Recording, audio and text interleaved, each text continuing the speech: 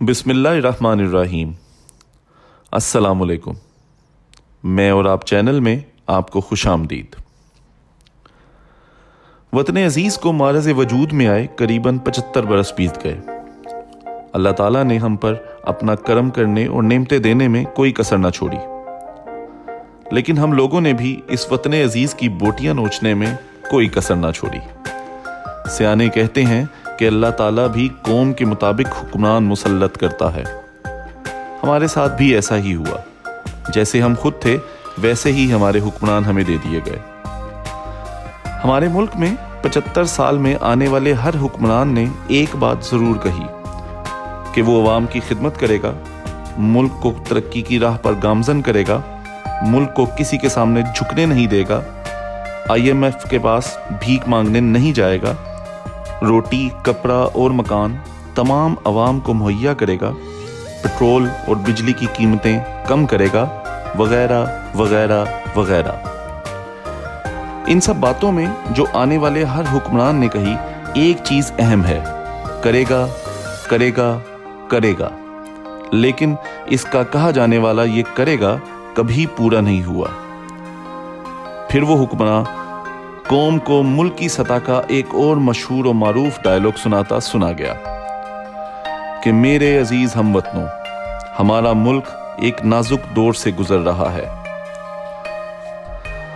वैसे तो मेरे देश की जरखेज मिट्टी में ऐसे ऐसे शाहकार लीडरान पैदा हुए कि पूछिए मत, लेकिन आज मैं और आप जिस अजीम लीडर के बारे में बात करने वाले हैं, उनका नाम आते ही फिजा में शेर शेर शेर इकवरी फेर के नारे गूंजने लगते हैं। जी हाँ, आप सही समझे, वो मोहतरम इज्जत माब 3 दफ़ा के मुंतखब वज़ीर आज़म मियाँ मोहम्मद नवाज शरीफ ही हैं।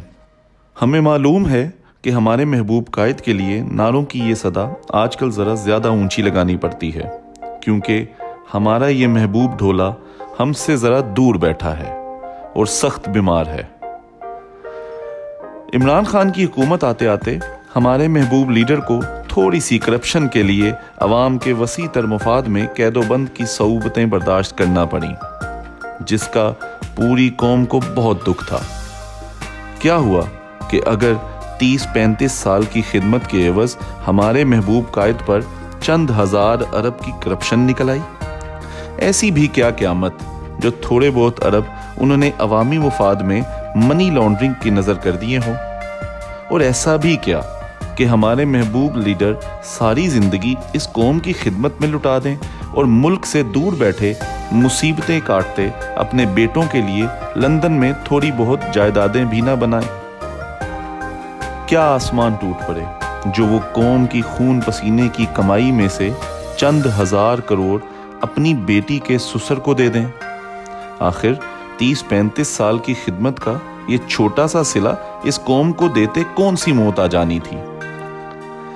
शायद कौम की यही बेरुखी और अदालतों की इन्हीं बेइंसाफियों ने इन्हें नहायत गमगीन कर दिया। वो जेल में बहुत बेचैन रहने लगे, हत्ता कि तीनों वक्त का खाना और जेल में नरम बिस्तर, गर्मी के लिए ठंडा करने वाली मशीन, सब कुछ ही तो मुहैया किया गया।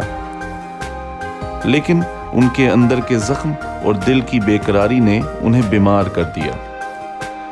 डॉक्टरों की एक पूरी फौज दिन रात उनके इलाज में लग गई, लेकिन उनकी हालत थी कि संभलने का नाम ना लेती थी। उनके फैमिली डॉक्टर ने बताया कि उनकी हालत बहुत तशवीशनाक है। अगर बर वक्त सही इलाज ना किया गया तो सांसों की डोर टूट जाएगी। मुअज़्ज़िज़ अदालतों से अपीलों की एक लंबी इल्तिजाएं की गईं कि कौम के इस कीमती असासे को बचाने की कोशिश की जाए। क्या हुआ कि उनका जुर्म साबित हो चुका था। इससे भी क्या फर्क पड़ता था कि उनको मुल्क की आला अदलिया ने 10 साल की कैद सुनाई थी। बीमार की कसम पुरसी करना तो सबका इखलाकी फर्ज है।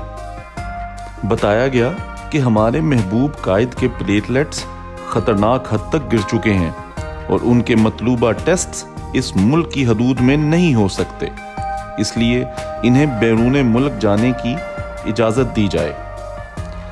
इनकी हालत इतनी दर्दनाक थी कि उस वक्त की मौजूदा ظالم حکومت کی ایک خاتون رکن اسمبلی جو خود بھی ایک ڈاکٹر ہیں نے اپنی حکومت سے درخواست کی کہ قوم کے اس انمول رتن کو بچانے کے لیے انہیں بیرون ملک بھیج دیا جائے۔